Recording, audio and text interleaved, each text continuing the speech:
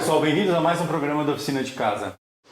Há uns dias atrás eu estava passeando na internet e vi o desenho, a imagem de um dado. Era um dado de madeira, muito bonito. E eu falei, poxa, eu vou fazer um dado de madeira.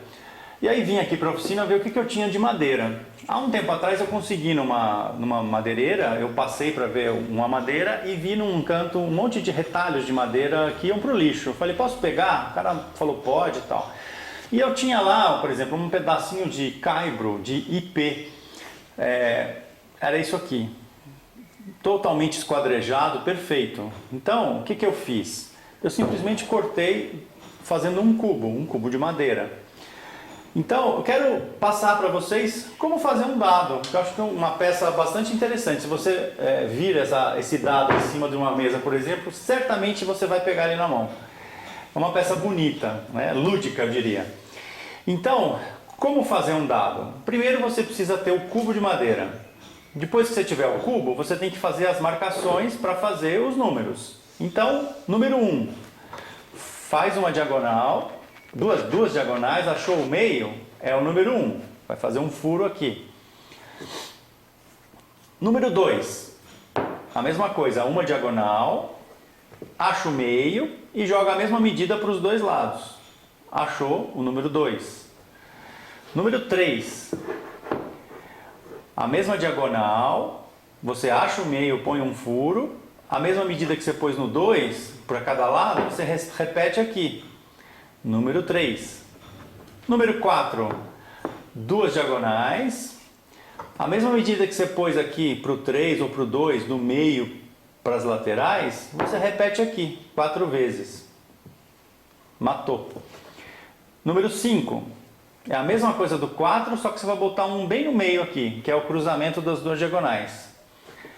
E número 6, são duas carreirinhas aqui paralelas. Então você acha o meio aqui, e depois põe duas carreiras paralelas. A marcação é extremamente simples de ser feita. Agora, eu quero passar alguns detalhes para vocês de como fazer essa furação, e eu vou mostrar para vocês aqui na bancada acontecendo. Então vamos lá. Para fazer a marcação dos números nesse dado, você vai usar simplesmente uma furadeira.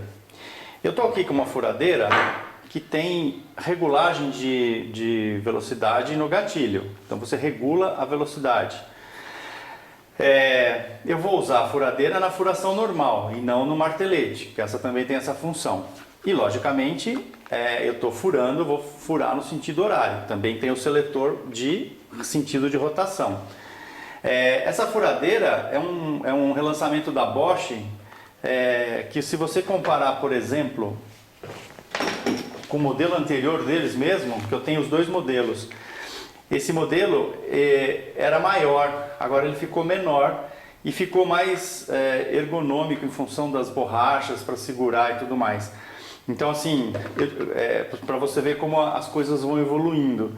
Aqui tinha algumas características, eles repensam a máquina inclusive tem a mesma referência, mas tem empunhaduras de borracha, ficou menor e mais leve. Então, essa furadeira, a versão mais antiga, 550 watts. Essa daqui ficou mais forte, tem 650 watts. Então, ela ficou menor, mais leve e mais potente. Fica aí, é interessante às vezes comentar esse tipo de abordagem, porque furadeira é a máquina, eu diria, a primeira máquina que todo mundo compra. Então presta atenção nesses detalhes. Isso daqui é um jogo de brocas Forstner. A de 35 milímetros é a que se usa para fazer a furação da dobradiça caneco. E aqui no caso tem de 15, 20, 25 e 30 milímetros para outras aplicações também. Eu estou usando a de 20 milímetros. Isso aqui é um jogo de 5, mas você acha ela avulsa também. É uma broca que permite você fazer uma furação com bastante precisão. Vejam, eu já fiz, aqui é o dado que eu iniciei, ele já está todo marcado, em função das marcações que eu falei para vocês. E eu já comecei a fazer algumas furações, o 3, o 6, o 1. Então, por exemplo, se vocês repararem aqui, a lateral do furo está queimada. Essa madeira é IP, é muito dura. Então, se a furadeira gira muito rápido, ela vai queimar, vai começar a sair fumaça e queima a madeira. Então, usa o recurso de regulagem de velocidade dela para você ir fazendo o furo aos poucos e fazendo um movimento circular para a broca e realizando o furo. Ao mesmo tempo que eu marquei as furações com lápis, eu peguei uma ponta e fiz uma marcação. Por quê? Porque nessa ponta eu vou encaixar exatamente a pontinha da broca Forstner, para não fugir da marcação.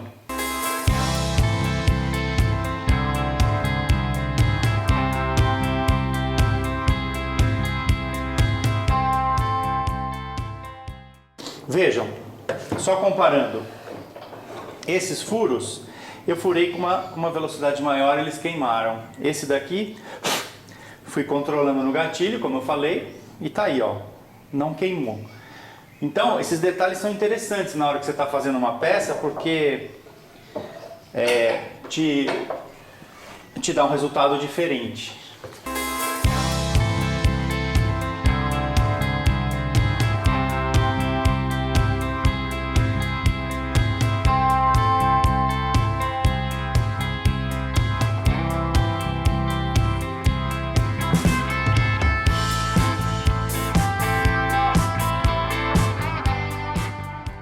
A última ação agora, antes de lixar e dar acabamento na peça, é arredondar os cantos.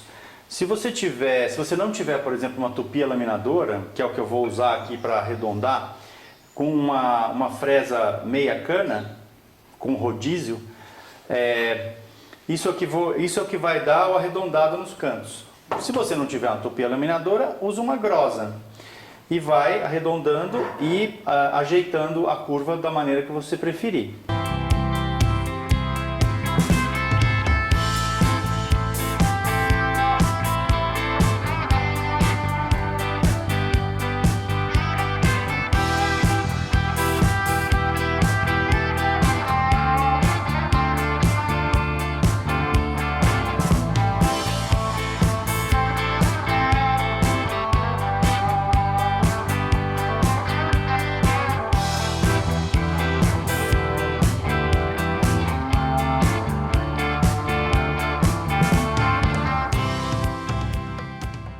Eu fiz alguns testes para ver o que ficava melhor. Esse aqui, por exemplo, é um segundo teste com tinta. Isso aqui é uma laca branca, onde eu joguei dentro de um furo mais fundo e não ficou legal. Aí fiz um furo mais raso, mas também ela fica meio áspera. Não gostei. Aí fui testando outras possibilidades e cheguei na possibilidade de fazer uma moedinha de algum material diferente e colar aqui no fundo do furo, que foi o que aconteceu aqui na peroba. Isso aqui são bolachinhas de uma fita de bordo amarela. Fita de bordo é a fita que se usa para dar acabamento no topo de chapas de MDF. Então, ficou divertido, ficou uma peroba com os números amarelos, ficou muito legal.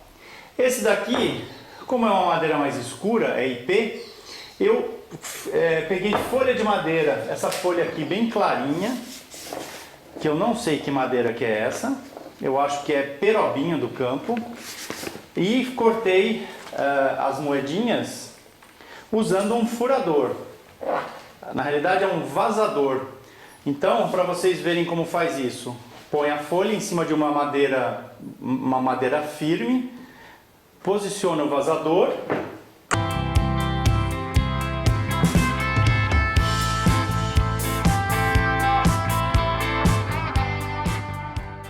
Uma outra opção é uma folha de madeira, por exemplo, essa folha de perobinha do campo é uma folha natural de madeira.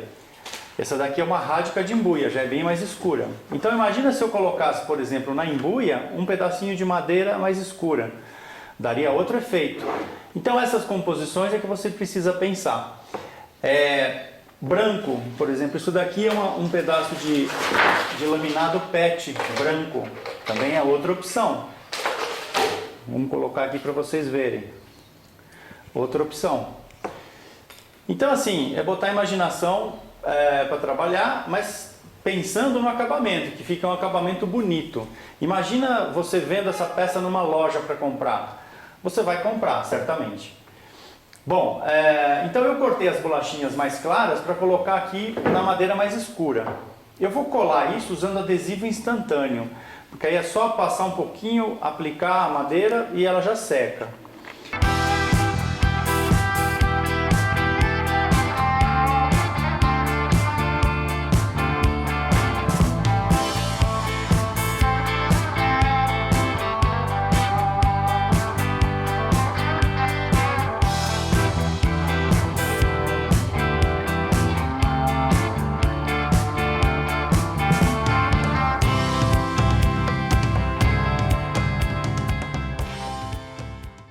Bom, como vocês viram, eu passei uma cera nesse daqui, então realçou os detalhes da madeira.